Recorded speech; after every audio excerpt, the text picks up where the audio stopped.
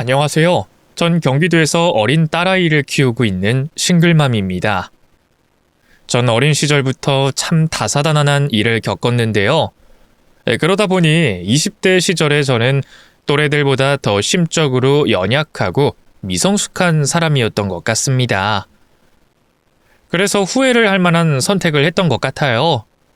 너무 순진하게 사람을 믿었던 거죠. 결국 그 한 번의 선택으로 인해 제 인생이 많이 굽어진 길을 걷게 됐네요. 지금은 평탄한 삶을 살고 있지만 말이죠.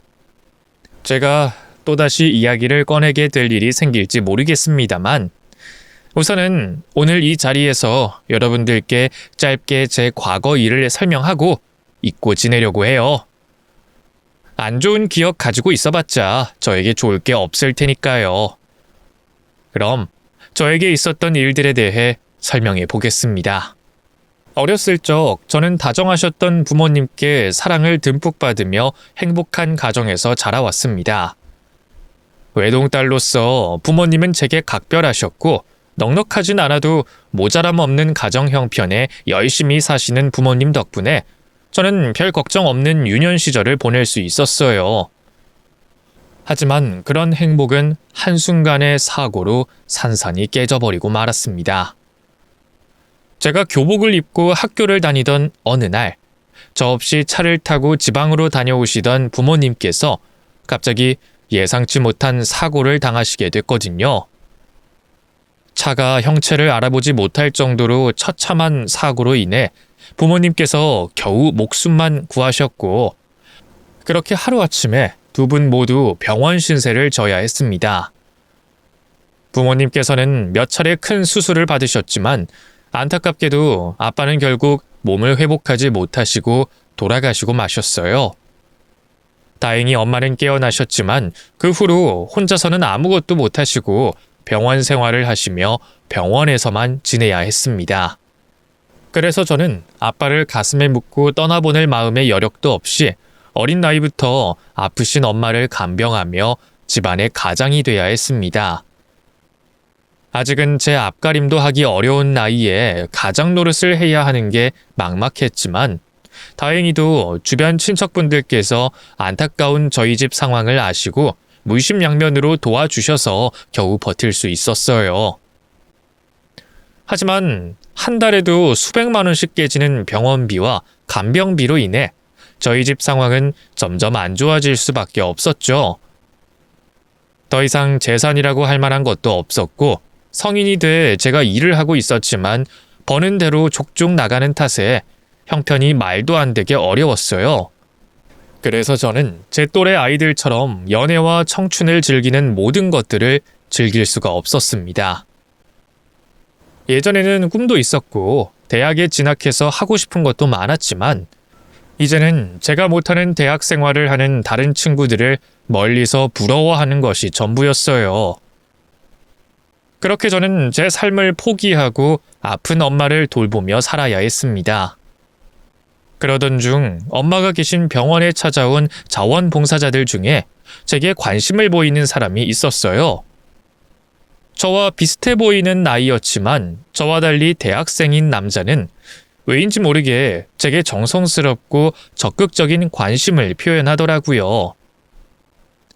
오랜 간병 생활로 제대로 인간관계를 맺지 못했던 제게는 누군가의 관심이 낯설면서도 기분 좋은 일이었지만 아픈 엄마를 돌보며 생계까지 꾸려야 했던 저에게는 연애가 사치라고 생각될 수밖에 없었습니다. 그래서 제게 다가오는 그 사람을 애써 거절할 수밖에 없었어요. 하지만 현준 씨는 쉽게 물러서지 않더라고요. 제가 자기를 싫어하는 게 아니라 상황 때문에 밀어내는 걸 알고는 제 사정을 이해해 주면서까지 다가와 줬죠. 그런 현준 씨 덕분에 조금씩 마음을 열어가게 됐고 저희는 결국 연인 사이가 될 수 있었습니다. 그렇게 처음으로 연애를 시작하게 된 저는 현준 씨 덕분에 그동안 하지 못하고 누리지 못한 것들을 누리며 보통의 행복을 알아가게 됐어요. 모든 처음이라 이 낯선 행복을 느끼는 저를 보며 현준 씨는 안쓰러워하곤 그만큼 챙겨주고 누리게 해주고 싶어 했습니다. 미애야, 우리 여행 가자고 했던 거 생각해봤어? 그게 사실 아무래도 난 엄마 때문에 일정이 안 될 것 같아. 미안해. 어머님께서도 네가 맨날 자신 옆에서 있는 것보단 놀러도 다니고 맛있는 것도 먹으면서 보통의 또래들처럼 지내길 바라실 거야. 그리고 며칠 되지도 않는데 무슨 일 있겠어? 정 걱정되면 내가 간병인 분 구해볼게. 그분들이 너보다 더 전문가인 건 알지? 그러니까 이번엔 거절하지 말고 나랑 여행 다녀오자. 나 때문에 그렇게까지 하지 않아도 돼. 간병인 돈이 얼만데. 그러지 말고 그냥 우리 다음에 다녀오자. 아니면 1박 2일로 가까운 곳에 가던가. 돈 걱정은 하지 말라니까. 우리가 보통 사이도 아닌데 내가 너 위해서 그 정도도 못 해주겠어? 그리고 방금 말한 것처럼 네가 행복해야 어머님도 행복해 하시지. 그러니까 이번에는 내가 하자는 대로 해. 부잣집 아들이었던 남자친구는 엄마 간병 때문에 고생하는 저를 물심양면으로 도와줬습니다.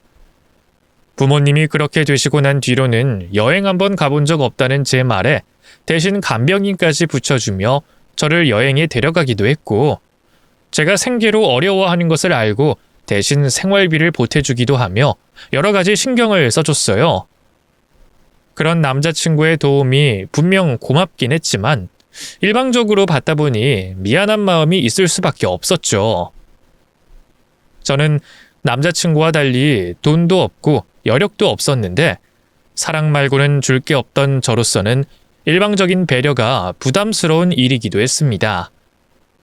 하지만 제가 해줄 게 없어도 아무 상관없다며 개의치 않아 하는 남자친구의 말에 저도 받는 것에 익숙해지게 됐고, 덕분에 저도 조금은 숨통이 트이고 여유가 생기는 듯 했어요.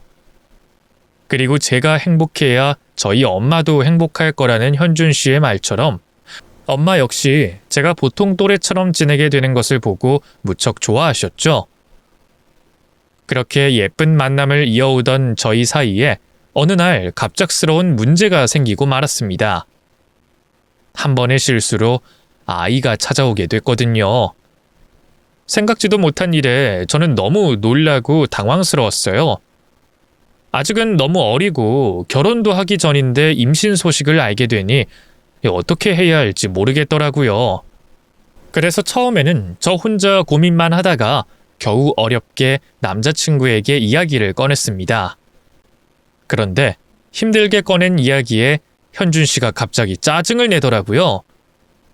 여태 연애하며 늘 좋은 모습만 봐왔던지라 처음 보게 된 그 모습에 저는 너무 놀라고 당황했지만 다행히도 남자친구는 이내 제게 미안해하며 저를 달래줬고 저와 아이를 책임지겠다며 결혼하자고 말했습니다. 그때는 나도 너무 당황하고 놀라서 그랬던 거야. 진심은 아니었어. 그렇다고 내가 미애 너를 설마 모른 척 하겠어? 내가 그동안 미애 너한테 얼마나 잘했는지 알잖아. 우리 결혼하자. 저를 책임지겠다는 남자친구의 말에 안심이 되면서도 양가 집안 형편이 너무 차이 나는 상황이 부담되고 걱정되기도 했습니다. 아니나 다를까 그런 저의 걱정처럼 처음 뵙게 된 시어머니께서는 저를 무척이나 못마땅해 하시더라고요. 학교는 고등학교까지밖에 못 나왔고 집에 돈은 없고 어머니는 아프다고?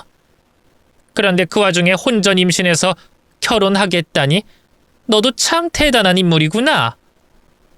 초면에 저를 보곤 그렇게 말씀하시는데 순간 제가 결혼을 위해서 남자친구를 꼬신 것처럼 느껴지더라고요. 그 정도로 어머니께서는 저를 마음에 들어하지 않으셨고 대놓고 무시하는 티가 팍팍 나셨지만 다행히도 뱃속의 아이와 현준 씨의 설득으로 저희는 반대 없는 결혼을 할 수 있었습니다. 하지만 임신 중이었던 제 상황 탓에 결혼식은 올릴 수 없었죠. 비록 결혼식은 하진 못했지만 드디어 남편과 부부의 연을 맺게 된 저는 그 후로 시댁으로 들어가 신혼살림을 꾸리게 됐습니다. 저를 못마땅해 하시는 시어머니 밑에서 시댁살이를 하는 것이 내키는 일은 아니었지만 그때 제 상황에선 다른 방법은 없었어요. 그나마 어머니께서 저를 받아주신 것만으로도 감사하게 생각해야 할 일이었죠. 그래도 부잣집 며느리로 들어간 덕분에 엄마의 치료비며 경제적인 문제가 모두 해결될 수 있었고요. 하지만 저는 그 대가로 시어머니의 혹독한 시집살이를 군말 없이 견뎌야만 했습니다. 처음부터 제가 싫으셨던 시어머니는 저희를 결혼시키신 이후로도 제게 마음을 열지 않으셨어요. 그래도 이제 제가 며느리고 저희 부모님이 사돈인데도 불구하고 존중이나 배려 없이 악담을 하곤 하셨죠. 난 너희 집 같은 일이 TV 드라마에서나 벌어지는 일이라고 생각했어. 아버지라는 사람은 일찍 죽고 어머니는 아파서 드러누워 있는 게 있을 수나 있는 일인가 싶었거든. 너도 참 구질구질한 인생 잘 버텼구나. 그래서 토끼가 있는 건가? 남들은 넘보지 못할 나무를 넘봐서 기어이 우리 집에 들어온 걸 보면 에휴, 그놈의 임신만 아니었다면 내가 너 같은 며느리를 들을 일은 없었을 텐데 어쩌다 우리 집에 너 같은 애가 들어왔나 모르겠다. 우리 아들이 네가 어디가 좋다고 그랬을까? 제대로 뭘 배우기나 했으면 또 몰라. 겨우 고졸에 대학 문턱도 안 밟아본 네가 우리 아들을 만나는 게 가당한 일이라고는 생각이 들지 않네. 죄송해요, 어머님. 그래도 앞으로 제가 잘할 테니까 조금만 지켜봐 주세요. 널 지켜보고 있으라고? 왜? 뭐 그러면 내가 널 예뻐하기라도 할 것 같아? 너는 참 욕심도 많다. 이 집에 살게 해준 것만 해도 감지덕지 해야지. 어디 인정을 받으려고 들어? 내가 아무리 너를 예뻐해 보려고 이해해 보려고 노력해도 도저히 그럴 수가 없지. 집안 형편이며 학력이며 어디 내놔도 부족한 너를 내가 대체 뭘 보고 예뻐하겠니? 내가 너를 받아주고 결혼시킨 것만으로도 고마워해야 하는 거야. 나 정도 되니까 그래도 결혼시켰지. 다른 집이었다면 애떼라고 하고 쫓겨났어. 그러니까 너는 앞으로도 그냥 늘 내가 죄인입니다 생각하고 납작 엎드려서 지내라는 말이야. 내 말 알아듣겠어? 시몬은 저를 볼 때마다 그런 악담을 망설임 없이 하곤 했습니다. 가난한 친정에 아프신 어머니, 간병하느라 배우지 못한 짧은 제 학력까지 모두 비하하고 무시하곤 하셨죠. 아우 정말 하는 짓 좀 봐라. 하여간에 뭐 하나 시켜놓으면 마음에 들게 하는 법이 없어. 너는 너희 집에서 그렇게 배웠어? 아, 너는 배울 만한 친정도 없지? 그러게, 이래서 배운 것 없는 것들을 들이면 안 되는 건데. 이건 뭐 내가 처음부터 다 가르쳐야 하는 상황인데 얘가 못 배워먹어서 말귀도 어두우니 어떻게 해야 할지 모르겠네. 너는 내가 불쌍하지도 않냐? 너 같은 걸 며느리라고 들여서 이렇게 속 답답하게 살아야 하는 내가 불쌍하지 않냔 말이야. 남들은 잘난 며느리 들여서 이래저래 호강하고 산다는데 나는 전생에 무슨 업을 쌓았길래 이런 모자란 년을 들였는지 내 인생이 불쌍하다 불쌍해. 시몬은 무슨 말을 해야 제가 비참할지 잘 알고 일부러 그러는 듯 매번 다른 말로 저를 비참하게 만들었습니다. 시모에게 그런 말을 들을 때마다 저는 속으로 피눈물을 흘릴 수밖에 없었죠. 내가 뭘 그리 잘못해서 사람만도 못한 취급을 받아야 하나. 하루에도 몇 번씩 속이 찢어지는 기분이었어요. 하지만 그런 말을 들으면서도 가장 속이 상했던 건 그 말들을 듣고 무시당하면서도 차마 대꾸도 하지 못하고 수긍해야만 하는 제 사정이었습니다. 가진 것 없이 잘난 것 하나 없는 게 사실이었으니 제가 무슨 대꾸를 할 수 있었겠어요. 하지만 그래도 저는 남편과 결혼한 것을 후회하지 않았습니다. 제가 시모의 시집살이와 모욕에 시달리며 너무 힘들었지만 그래도 남편이 곁에서 저를 다독여주고 위로해줘서 제가 견딜 수 있었거든요. 그래서 저는 시모가 아무리 괴롭힌다고 해도 저희 아이와 남편만 있으면 다 괜찮을 거라 생각했죠. 그런데 힘이 돼주던 남편마저 외도를 한다는 걸 알게 됐습니다. 어쩐지 외도를 알아차리기 전부터 남편이 저에게 대하는 태도가 달라졌다고 생각해 의아해하고 있었는데 말이죠. 이곳 사연 채널에 외도를 한 남편들은 어떻게든 외도의 흔적을 숨기려고 하던데 제 남편은 그런 노력조차 하지 않았어요. 휴대폰 비밀번호도 바꾸지 않았고 외도를 하고 있는 여자의 연락을 숨기지도 않았죠. 남편은 제가 외도를 알아차렸다고 했을 때도 별 대수롭지 않다는 태도로 저에게 오히려 반문했습니다. 당신 이 여자와 한 대화 내용에 대해서 해명 좀 해봐. 당신 나 몰래 여자 만나고 있었어? 어떻게 그럴 수가 있어? 당신 옆에 나 혼자라면 모르겠지만 우리 나은이까지 있는 상황에 어떻게 바람을 필 생각을 해? 거기다 내가 의지할 사람이라곤 이 집안에서 당신밖에 없다는 걸 알면서 어떻게 그럴 수가 있어? 아이 깜짝이야. 너는 왜 남의 휴대폰을 네 마음대로 보고 있어? 아무리 부부라고 하지만 최소한의 프라이버시는 지켜줘야 하는 거 아니야? 그래서 뭐 어쩌자는 건데? 뭐 이혼이라도 하고 싶어? 아니면 뭐 지금 만나고 있는 애랑 헤어지라고? 뭐? 당신 갑자기 왜 이래? 그런 말보다 미안하다, 잘못했다 이런 말이 먼저 나와야 하는 거 아니야? 별로 안 미안하니까 그러지. 난 솔직히 네가 내가 바람피고 있는 걸 진작에 알고 있는 줄 알았어. 알고도 우리 집에서 받는 게 있으니까 묵인한다고 생각했지.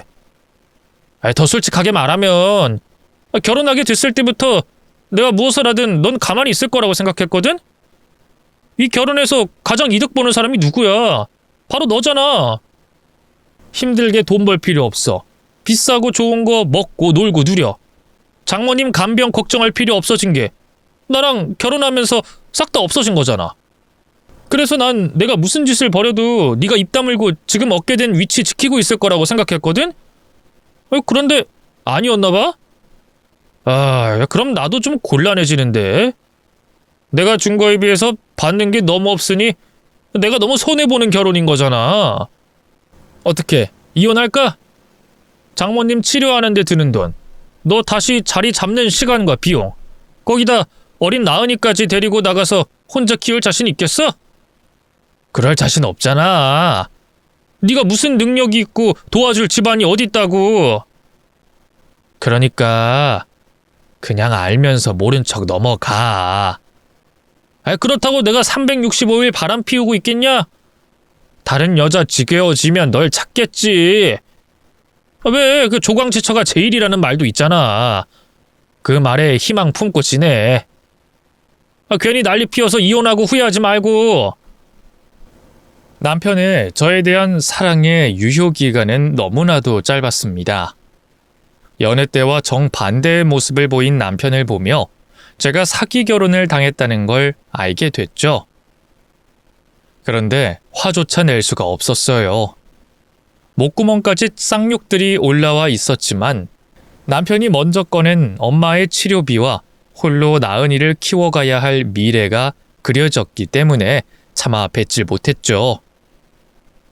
결혼을 하기 전까지 제대로 된 직장 하나 없었고 엄마의 병원비로 인해 돈을 벌어도 통장의 잔고는 항시 바닥이었기 때문에 남편과 이혼을 하고 나서 제가 짊어져야 할 것들이 눈앞을 스쳤습니다. 현실적으로 생각을 할 수밖에 없었어요.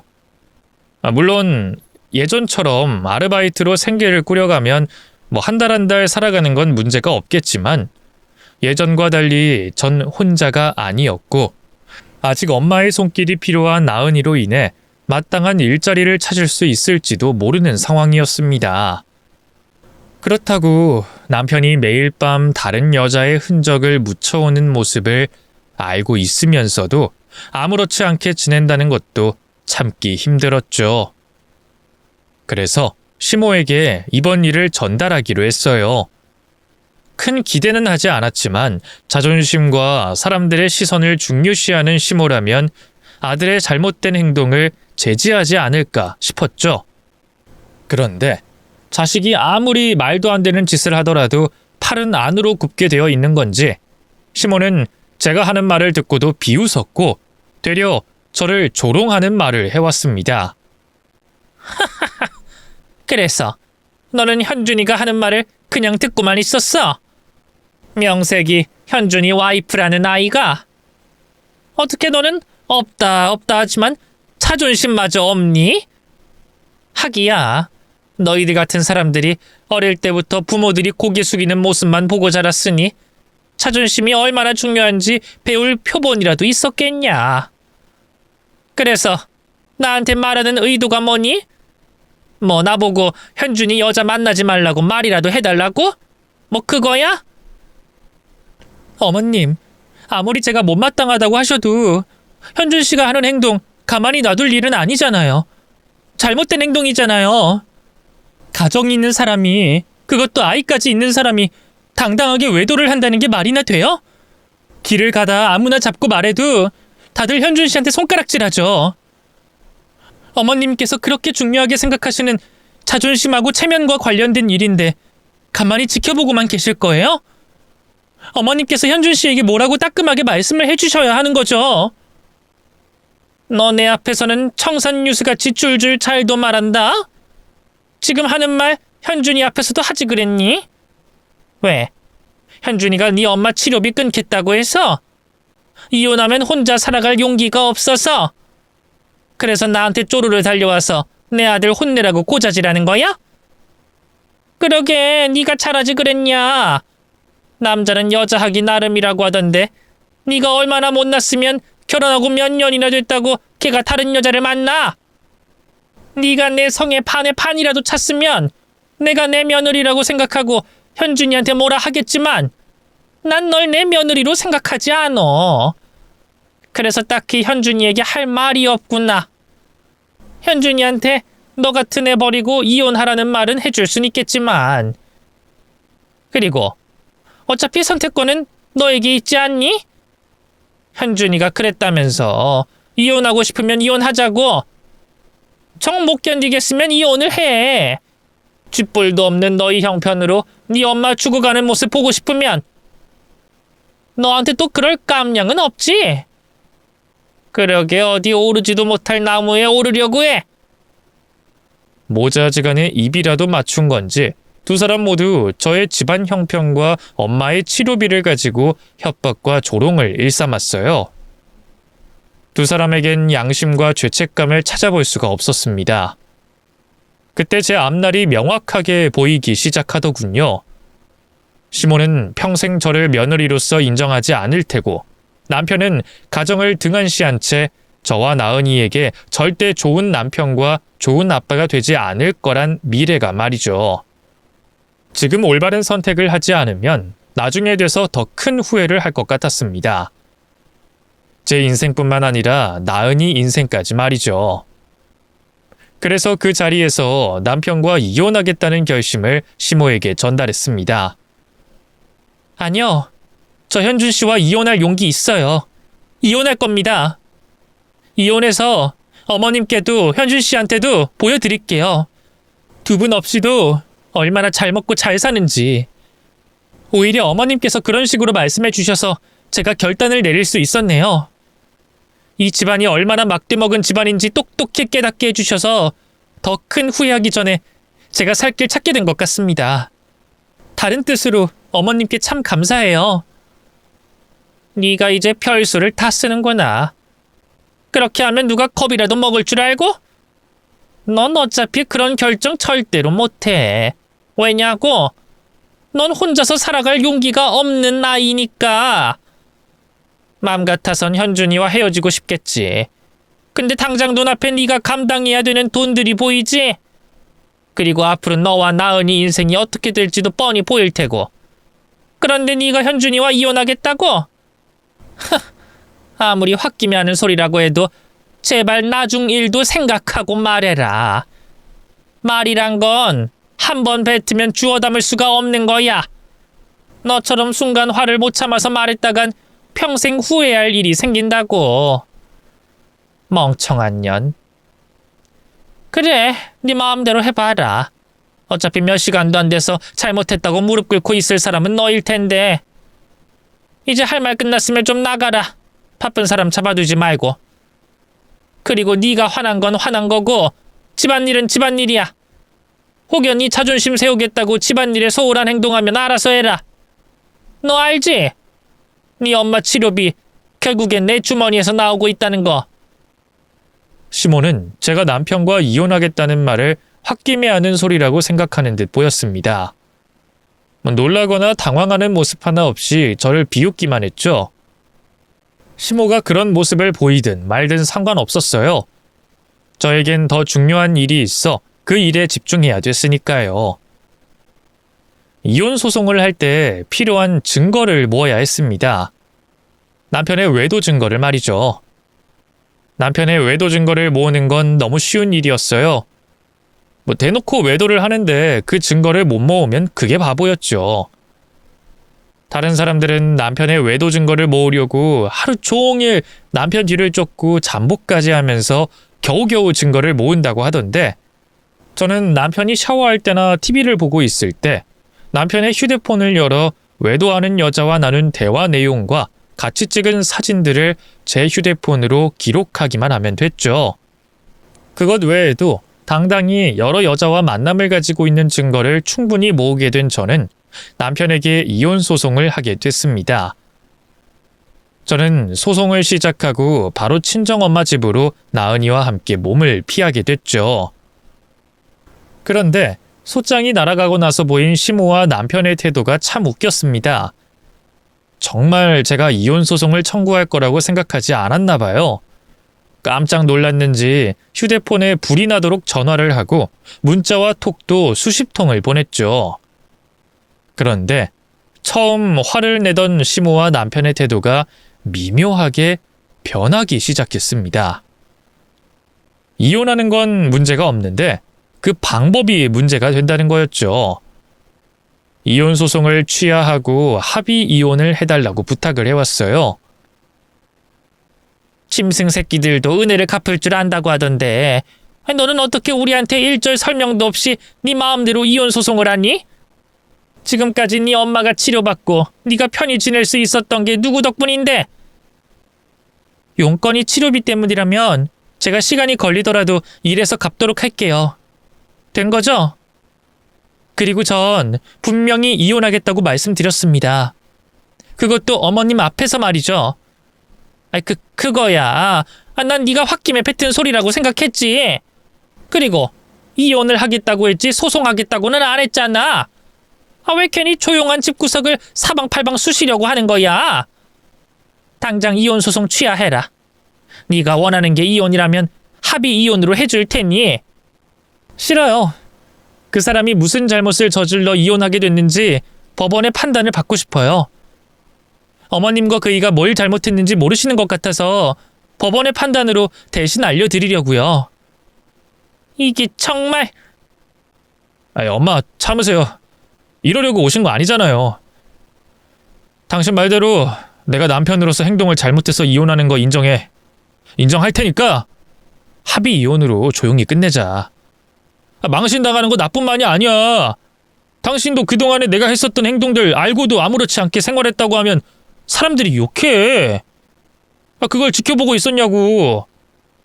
괜히 다른 사람들 입에 올라서 좋을 게 뭐가 있어. 조용히 합의하고 끝낼 수도 있는 거. 내가 잘못했다고 인정할 테니까 합의 이혼하자. 이제 와서? 왜? 여러 여자들과 문란하게 외도를 한 이유로 이혼 소송하게 됐다고 소문이라도 나면 문제가 되나 보지? 난 당신 태도 때문이라도 그렇게 안 되겠어. 이제 와서 억지로 잘못했다고 인정하는 당신 태도가 같잖아서 이혼 소송 취하 못 해주겠다고. 당신 정말... 인연이 정말... 그래. 미애야, 네 마음도 충분히 이해가 된다. 무슨 말인지 알겠어. 그런데 지금 중요한 건 현실적인 거 아니겠니? 이혼 소송해서 우리 집안 그리고 현준이가 망신당한다 치자. 그러면 너는 뭘 얻을 것 같은데? 양육비? 위자료나 재산분할?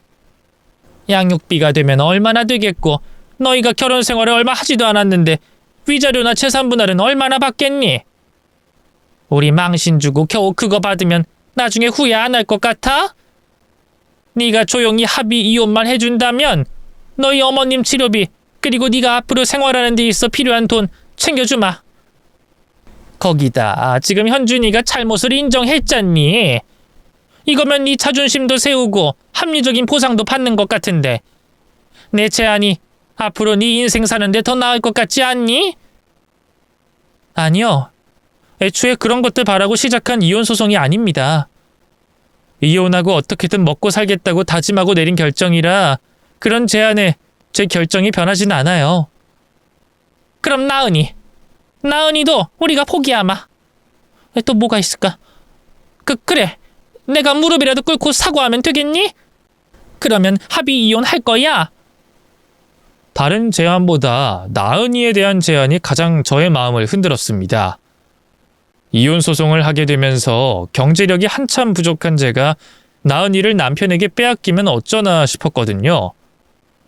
그래서 잠시 고민하던 저는 고개를 끄덕이게 됐죠. 그런데 시모는 자신이 무릎을 꿇고 비는 것까지 제안에 포함이 된 줄 알았나 봐요. 굉장히 굴욕적이라는 표정을 지으며 무릎을 꿇고 저에게 용서를 구했죠. 미안하다. 내가 이제껏 시어머니로서 너에게 많은 잘못을 했다. 특히 내 아들이 한 행동에 대해서 사과하마. 미안하다. 짧은 사과를 하는 시모의 말 한마디 한마디에 악이 서려 있었습니다. 이빨을 꽉 깨물고 힘을 주며 말하고 있었죠. 분명 사과를 받고 있었는데 마치 협박을 당하는 느낌을 받을 정도였습니다. 어쨌거나 저는 남편과 합의 이혼을 하기로 했고 소송을 취하한 뒤 서로의 조건을 확인하고 합의 이혼으로 갈라서게 됐죠. 이후 남편과 이혼한 뒤 시댁에서 나오게 된 저는 딸아이와 함께 생활하게 됐어요.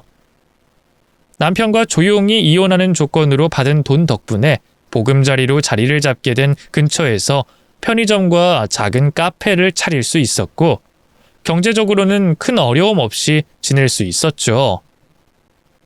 그렇다고 해도 삶에 여유가 많았던 건 아닙니다. 아픈 엄마를 돌보면서 어린 딸까지 키워야 했으니 몸이 2개였으면 좋겠다고 생각한 적이 너무 많았죠. 그래도 행복했어요. 저 스스로 엄마를 돌보며 아이까지 키울 수 있는 여력이 됐으니까요. 시간이 흘러 딸이 자라면서 점점 더 여유가 생기기도 했고요. 전 남편과 이혼을 한 선택을 정말 잘한 선택이라고 생각하며 지내고 있던 도중 시모가 어쩐 일인지 저에게 찾아왔습니다. 이혼하고 시댁을 떠난 이후 이제까지 단 한 번도 연락 없던 시모였는데 말이죠. 3년 만에 나타난 갑작스러운 시모의 등장으로 인해 기분이 좋을 리가 없었습니다. 짧지만 결혼 생활 동안 직접 몸으로 겪으며 전 남편과 시모가 어떤 사람들인지 충분히 잘 알고 있었으니까요. 무시하고 싶었지만 왠지 내가 도망간다는 느낌이 들어 피하기가 싫었어요. 두 사람들에게 당당해야 하는 건 오히려 저였기 때문에 절 만나러 왔다는 시모를 마주하게 됐죠. 오랜만이다. 어째 내가 생각했던 것보다 더 얼굴이 좋구나? 난 예상하기로 네가 곧장 집으로 돌아와서 우리들 앞에서 설설 길 줄 알았는데. 그래, 지금 사는 그 삶은 만족스럽니? 제 삶의 만족도를 물어보시려고 찾아오신 건 아닐 텐데 찾아오신 이유 먼저 말씀하시죠. 어머님, 저 같은 사람 상대하실 만큼 여유로운 분 아니잖아요. 예, 그래도 한때는 우리 집안 사람이었는데 밖에 나가서 생활하더라도 교양은 좀 갖추고 살아라. 사람이 오랜만에 만났으면 근황도 묻고 그러는 거지. 어떻게 넌 우리 집에서 지내는 동안 배운 게 하나도 없니? 아닌가? 그 열등한 것들은 직접 눈으로 보고 배워도 머리에 씌워지지가 않는 건가? 그러니까 어떻게 하면 잘 사는지 좋은 선택인지 모르고 그러고 사는 거겠지. 그래, 내가 이해하마. 머리가 못 따라간다는데 내가 이해해줘야지. 뇌 용량 부족한 너에게 본론만 말하마. 현준이 결혼한다. 그것도 아주 좋은 여자와. 너랑은 비교조차 될 수 없는 아이지. 밑바닥 인생인 네가 우연이라도 우리 며느리들 아이와 스쳤을 일도 없었을 거야. 그만큼 너랑은 근본 자체가 다른 아이야. 집안이든 학벌이든 또 능력이든 니까 것과 비교가 될 수 없는 아이니까. 그래서 네가 내 아들 결혼식에 꼭 와줘야 해. 너같이 집안, 학벌, 또 능력, 거기다 성격까지 모자란 거 투성이 있냐니 내 아들과 결혼했었다는 게 얼마나 감개무량한 일이고 너에게 좋은 기회였는지 네 눈으로 똑바로 봤으면 좋겠다. 우리 집안과 너희 집안, 그리고 현준이와 너의 수준 차이를 직접 봤으면 싶거든. 잠깐이지만 우리 같은 사람 집안에서 살았던 걸 감사하게 생각하고 지금의 인생을 선택한 걸 후회하라고 너에게 보여주고 싶어. 축의금 때문이라면 부담스러워하지 마라. 우리 같은 사람들이 설마 벼룩에 간을 빼먹을까봐? 아니지. 오랜만에 만났는데 도움이나 줘야 되겠다. 안 그래도 너 다 죽어가는 너희 엄마 보살필 돈 떨어져 가지 않니? 우리 집에 나갈 때도 푼돈 받아갔는데. 전 남편이 재혼하게 됐다며 청첩장을 내미는 시몬은 저에게 수치심을 주려는 듯 보였어요. 왜 그러는지도 알 것 같았습니다. 과거 전 남편과 제가 이혼하게 됐을 때 저에게 미안하다는 말을 하며 굉장히 굴욕적이라는 표정을 짓고 있었는데 아마 그날 일을 원한으로 삼고 되갚아줘야 되겠다고 생각했었나 봐요. 자존심이 하늘을 찌르는 시모에게는 저에게 미안하다는 말을 하는 것조차 몇 년이 지나서도 복수를 해야 되는 일이었나 봅니다. 솔직히 어이가 없었어요. 미취학 아동을 상대하는 느낌을 받기까지 했죠. 이런 사람들과 인연이 더 길어져 봤자 저에게 득이 될 게 없다고 생각한 저는 적당히 대화를 마치고 시모와 헤어지려고 했는데 시모가 그 적당이라는 걸 모르는 겁니다. 계속 아픈 저희 엄마를 걸고 넘어지며 수준을 운운하고 있었으니 도저히 가만히 있지 못하겠더라고요. 방귀 낀 놈이 성낸다고 자신들이 먼저 이혼당할 만한 잘못을 저질러 놓고 겨우 머리 숙여 사과 한 번 했다고 복수하려는 모습이 가짱게 보였죠. 아직 정신을 못 차린 시모와 남편에게 본때를 보여줘야 되겠다고 생각했습니다. 우선 시모에게는 여유롭게 미소를 보이며 그 자리를 일어서게 됐죠. 저도 정말 궁금하네요. 그 인간이 어떤 사람과 결혼할지. 또 어머님께서 혹여 거짓말하시는 건 아닌가 확인도 하고 싶고요. 청첩장 잘 받았고 그날 뵙기로 하죠. 그리고 도움은 필요 없어요. 남편이 잘못해서 받은 푼돈으로 잘 꾸려가고 있거든요.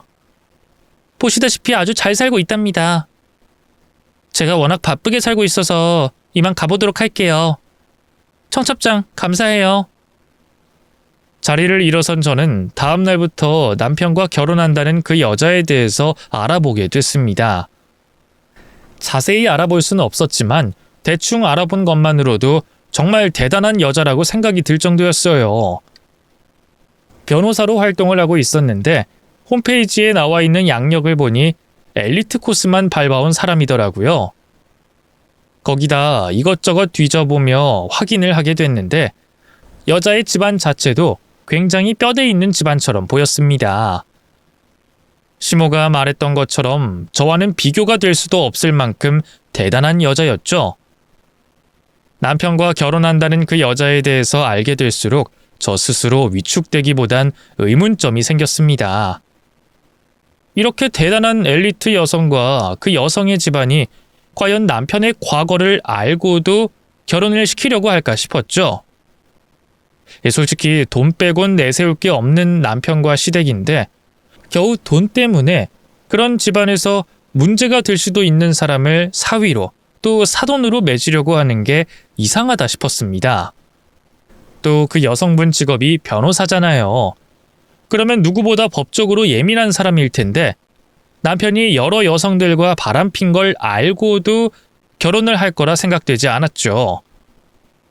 분명 남편과 시모가 사실을 숨긴 채 입을 닫은 거라고 생각했습니다. 사실을 말했는지 안 했는지는 제가 직접 그 여성분을 찾아가 확인해 보면 됐죠. 그런데 그것만 가지고 될까 싶었어요. 이왕 본때를 보여주기로 한 거 제대로 보여주기 위해 결혼식 당일 회방을 놓자고 생각했죠. 설령 신부 쪽 집안에서 그 사실을 알고 있고 그럼에도 결혼을 진행하려고 한다면 결혼식장에서 회방을 놓는 게 두 집안 사이를 또 전 남편과 그 여자 사이를 깨버릴 수 있는 일이 되겠다고 생각했습니다. 그래서 시모가 준 청첩장에 적혀있는 시간에 맞춰 결혼식장을 찾아갔어요. 이왕 하게 된 이벤트 제대로 해보려고 드레스까지 입고 나갔죠. 그래야 저에게 쏠리는 시선이 많을 테니까요. 따뜻한 봄 날씨, 드레스가 보이지 않게 긴 코트까지 입고 기다렸던 저는 신부가 입장하는 때를 기다렸습니다. 그렇게 전 남편이 오늘의 결혼식 주인공으로서 당당히 먼저 식장 한가운데를 걸어 나왔죠. 이후 사회자가 신부 입장이 있겠다는 말에 맞춰 제가 식장 한가운데로 뛰어들어갔습니다. 예식장 직원들은 저의 갑작스러운 행동에 당황한 모습이었어요. 뛰어들어온 제가 드레스를 입고 있으니 신부인지 아닌지 헷갈려 하면서 말이죠. 곧 있으면 저를 알아볼 사람들로 인해 끌려나가게 될 테니 그 전에 모든 사실을 말해야 했어요. 그래서 저는 식장 한가운데로 올라가자마자 그곳에 자리한 하객들이 다 들을 수 있게 목청껏 소리를 지르게 됐습니다.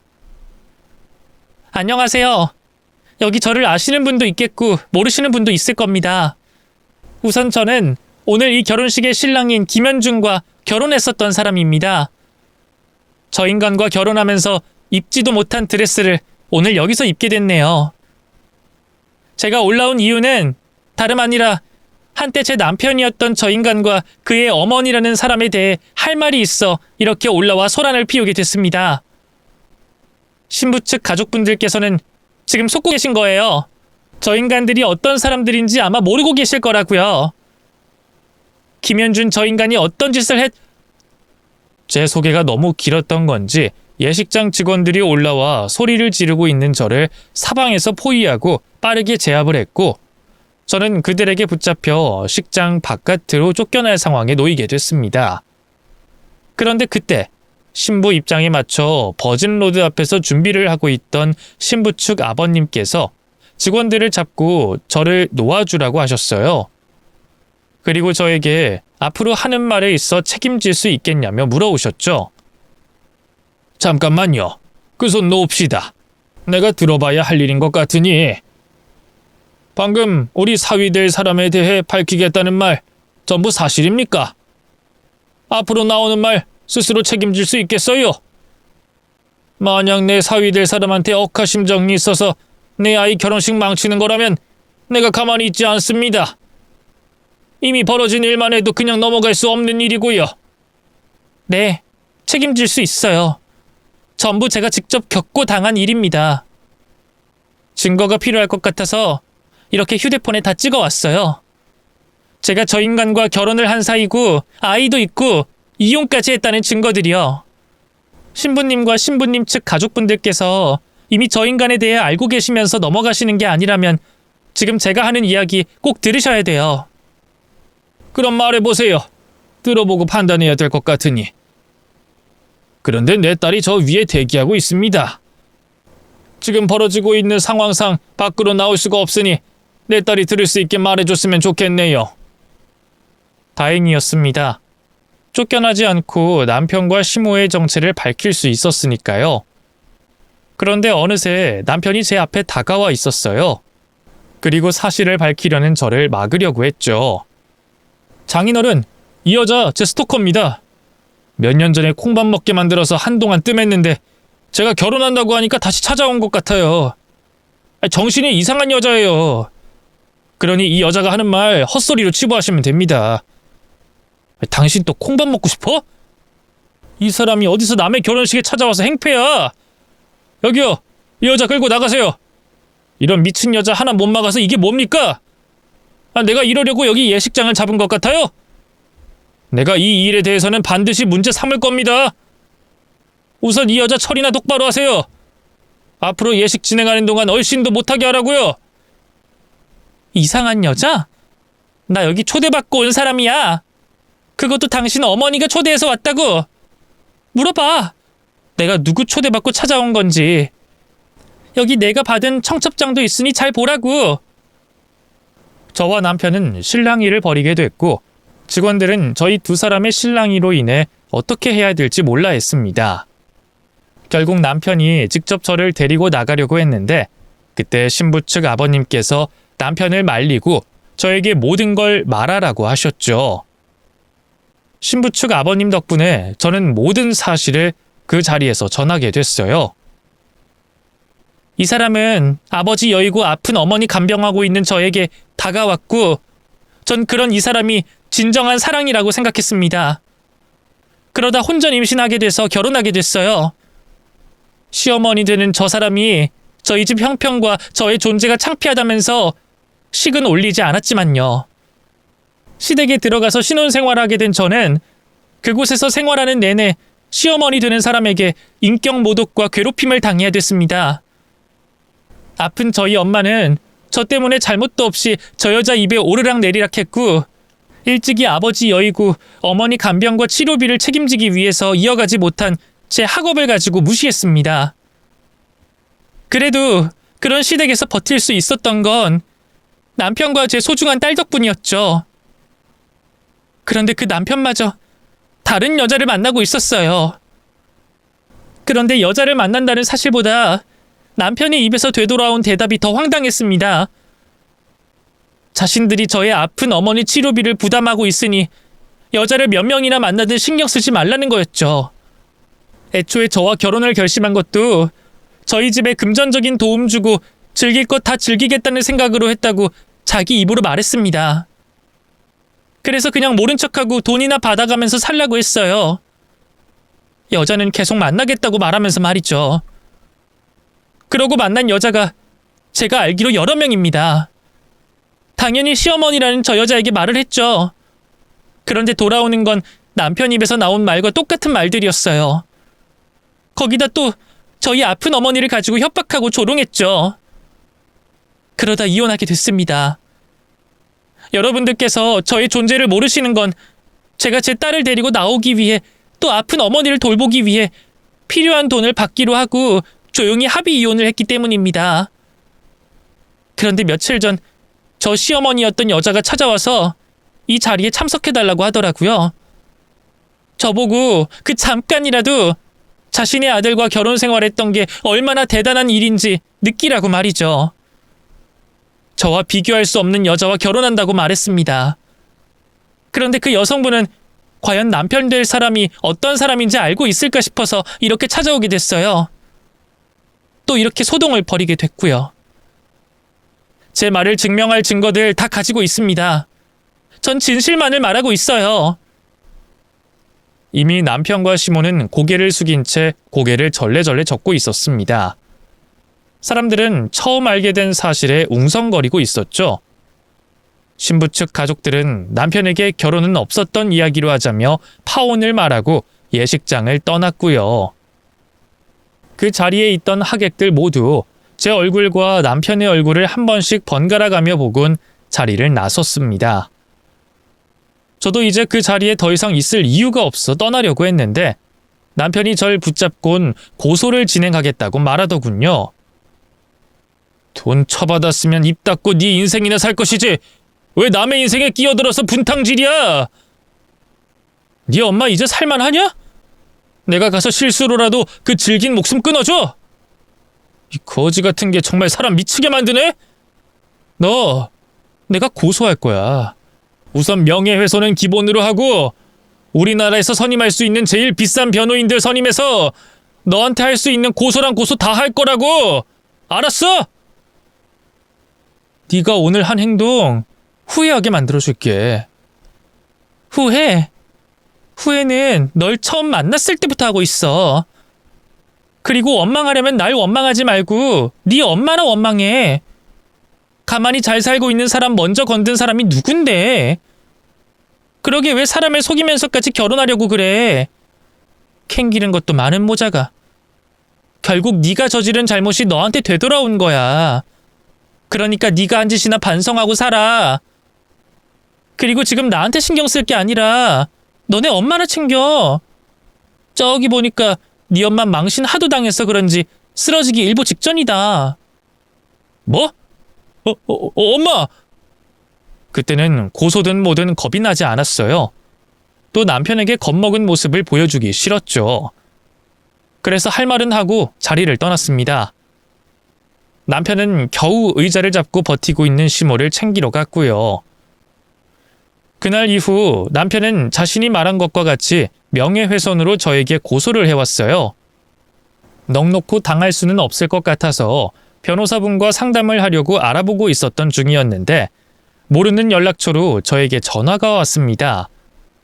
받아보니 남편과 결혼할 뻔했던 그 여성분이었어요. 전화를 준 여성분은 저에게 이전 일에 대해 고맙다는 말을 먼저 했습니다. 그리고 전 남편이 걸어온 고소건에 대해 알게 됐다며 제게 도움을 주고 싶다고 말했죠. 직접적으로 도움을 주기에는 서로 불편한 상황이 많을 것 같다며 자신이 아는 지인을 소개시켜 주겠다고 했어요. 소송에 필요한 비용은 전부 자신이 부담할 테니 최대한 자세히 과거 결혼 생활까지 그 지인분과 상담을 나누라고 했죠. 명예훼손은 어쩔 수 없겠지만 남편과 시모가 저지른 과거의 죄에 대해서는 합의 이혼 후에도 물을 수도 있을 것 같다고 했습니다. 증거들만 확실하다면 말이죠. 덕분에 법적으로 무지한 저에게 많은 도움이 됐고 명예훼손을 한 남편에게 저도 한 방 먹일 수 있었어요. 물론 저도 명예훼손에 대한 벌금형을 받게 됐지만 말이죠. 그럼에도 속은 정말 시원했습니다. 무엇보다 시모와 남편이 저 때문에 파혼을 하게 된 것에 대해 화를 삭히지 못했거든요. 그러면서도 제가 또 가만히 있지 않을까봐 겁이 났는지 저를 어떻게 해코지할 생각은 못하더라고요. 그래서 마음을 편히 먹고 다시 제 인생에 집중하고 있습니다. 딸 나은이가 자라는 모습을 매일 눈에 담고 있고 언젠간 자리를 털고 일어날 엄마를 간병하는 매일 똑같은 생활의 반복이죠. 그럼에도 전 행복합니다. 인상 찌푸릴 일 없다는 것만으로도 행복한 삶을 살고 있다는 걸 아니까요. 또 희망이 있잖아요. 내 딸이 건강하게 자라 좋은 사람이 돼 저와 행복하게 지낼 거라는 희망과 엄마가 일어날 거라는 희망 말이죠. 평범한 일상, 그리고 희망만 있다면 행복한 삶을 사는 거라고 생각합니다. 여러분께서도 행복을 너무 멀리서 찾지 마시고요. 나를 괴롭히는 사람이 없다는 것만으로도 행복하다는 걸 느끼시길 바라겠습니다. 제 이야기를 끝까지 읽어주셔서 감사합니다. 다들 행복하게 지내세요.